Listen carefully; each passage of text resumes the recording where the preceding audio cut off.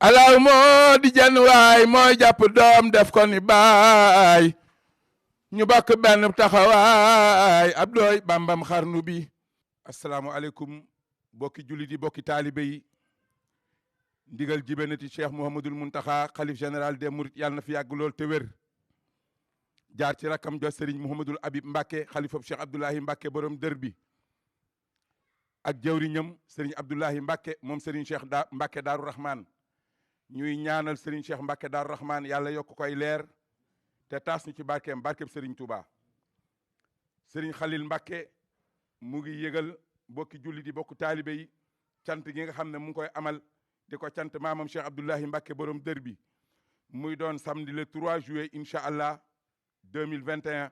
ca Wakaam lay amee ca terrain basket ba jàkkaarloo ak monument de la renaissance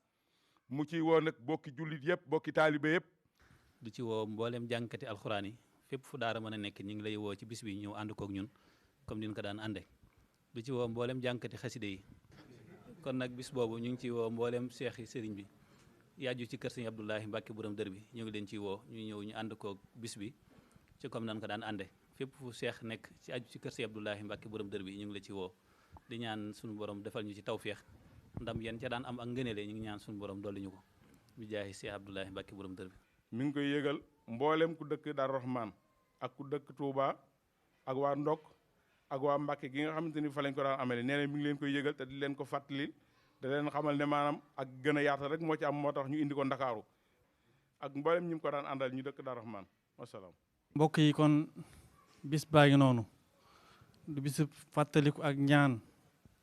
Serigne Khalil Mbacke bu Serigne Cheikh Mbacke Daaru Rahman bu Serigne Abdoulahi borom dër bi jagleel ko maam Serigne Abdoulahi borom dër bi di ko ci fàttaliku di ko ñaanal Serigne Khalil Mbacke mi ngi ciy woo njabootu Serigne Touba gi yëpp di tàmbalee kër Cheikh Mouhamadul Moustapha ba kër Cheikh Mouhamadul Mourtada bàyyiwul kenn di tàmbalee kër Soxna Faat Dia bintu Cheikhul Khadim ba kër Soxna Maymunat Mbacke bàyyiwul kenn mi ngi woo ñëpp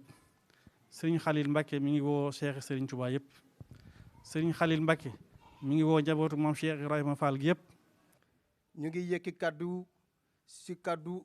si turu collectivité de Wakam ndax ki nga xam ne mooy sëñ Khalil wax na ne 12e édition bi daf koy baaxee waa presqu'île du Cap-Vert waa Ndakaaru est-ce que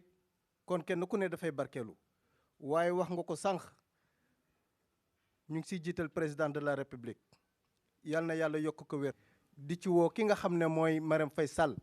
di première dame. sëñ Khalil Mbacke dafa wax ne ginnaaw bu mu duggee Dakar mënul dugg Wakam te du jaar ci bunt ba. ana fan mooy bunt ba mooy le premier magistrat de la commune Samba Bathily Diallo mooy ki nga xam ne mooy dalal gan yi nee na mu koy ñaan moom mooy dalal doomu ndeyam di Abdou Mbacke Ndaw di maire commune bu Mbacke nee na bu fa jógee nee na mu ngi woo ki nga xam ne mooy imam ratib Babacar Diagne yal na yàlla dolli ko wér di ci teg ne même yëpp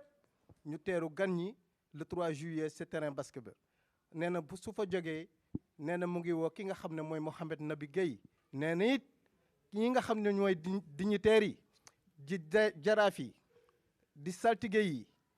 di ndey ji réew yi nee na ñoom ñooñu day mënu leen bàyyi gannaaw. bis bi kon incha allah bëccëg bi yëpp njàngum alquran ak durus xasaayit moom la ñuy yendoo yéena yool bi yëpp Serigne Abdoulahi Mbacke ak Serigne Cheikh Mbacke Daaru Rahman guddi ga